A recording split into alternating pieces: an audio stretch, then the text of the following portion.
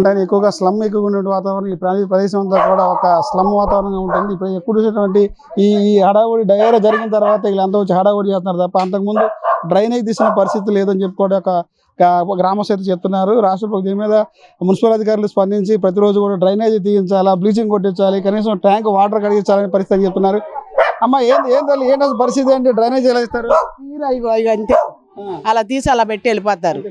రారు ఎమ్మటే 2 రోజులకు వచ్చి తీస్తారు. అవి పెద్దకి ఏం చేస్తాము, మళ్ళీ అందులోకి వెళ్ళిపోతాయి. మళ్ళీ అయ్యే దోమలకి అయ్యే మనుషులు కొడుతున్నాయి. అన్నీ అయ్యే మళ్ళీ మాకు ఎలర్జీ రోగాలు.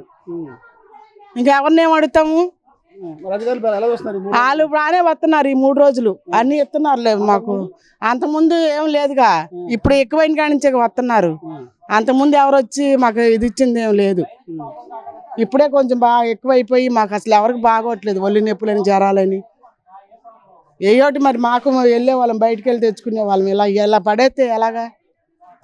3 నెలలు తీశారు చూడండి మీరే. నిన్న తీసి ఈ వారం 2-3 రోజులు తీసేస్తున్నారు. అంతకుముందు వారానికి 10 రోజులకి వచ్చి తీస్తారు, లేకపోతే లేదు. మేము మన కంప్లైంట్ ఇచ్చిన కానీ వచ్చి తీస్తున్నారు. అవి కూడా లేకపోతే అంతకుముందు తీసేవాళ్ళు కాదు.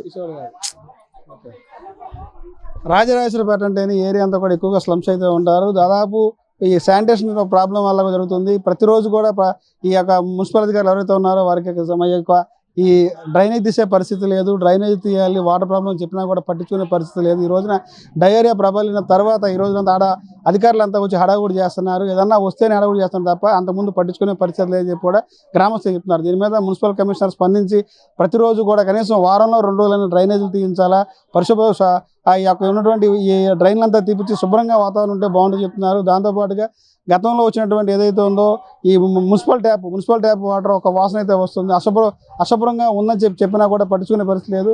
అందరికీ ఎలాగ వస్తుందని చెప్తున్నారు. దానివల్ల ఈ రోజున మా ప్రాంతాల యొక్క అనారోగ్యం బారిన పడాలని చెప్పి కూడా గ్రామస్తులు చెప్తున్నారు.